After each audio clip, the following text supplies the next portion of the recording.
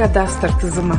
Germaniya Federativ Respublikasi Shimoliy Daniya, sharqda Polsha va Chexiya, janubda va janubiy sharqda Avstriya, janubda Shveysariya, janubiy g'arbda Fransiya, g'arbda Lyuksemburg va Belgiya, shimoliy g'arbda Niderlandiya bilan chegaradosh. Umumiy maydoni taxminan 357 ming km² dan ortiq bo'lib, aholisi 84 milliondan ziyodni tashkil etadi. Bu Yevropa Ittifoqidagi eng yuqori ko'rsatkichdir. Poytaxti Berlin, aholining asosiy qismi nemislar, shuningdek migrantlar va ularning avlodlari, ayniqsa sobiq ittifoq mamlakatdan ko'chib kelganlar salmoqli ulushda.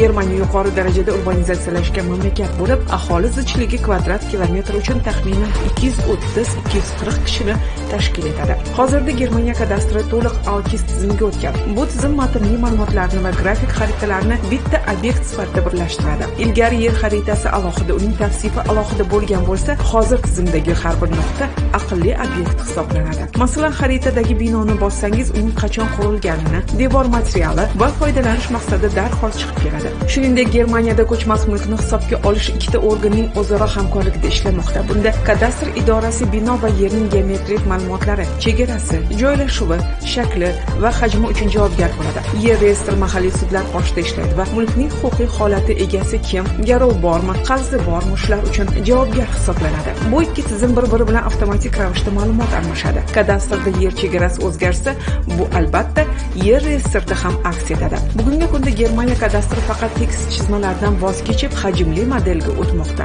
Shahardagi barcha binolarning tomi va balandligi bilan birgalikda 3D modellari kadastrda mavjud. Bu nafaqat mulkni ro'yxatga olish, balki yer osti kommunikatsiyalari, metro quvurlar va yer ustidagi obyektlarning o'zaro joylashuvini aniq boshqarish uchun xizmat qilmoqda. Shuningdek, Germaniya kadastr tizimi soliq idoralari bilan uzviy bog'langan. Kadastr idoralari qoshida mustaqil baholash komissiyalari ishlaydi. Ular ko'chmas mulk bozorini kuzatib boradi va har 2 yilda yerning standart qiymatini belgilaydi. Ushbu narxlar barcha uchun ochiq. Soliq idorasi avtomatik ravishda kadastr bazasidagi shu narx asosida soliq hisoblaydi. Fuqaro va davlat o'rtasida narx ustida tortishuv bo'lmaydi. Bugungi kunda Germaniya kadastr xaritalarida faqat binolar emas, balki har bir daraxt, suv havzasi va muhofaza etiladigan tabiiy hududlar ham alohida identifikatsiya raqamiga ega.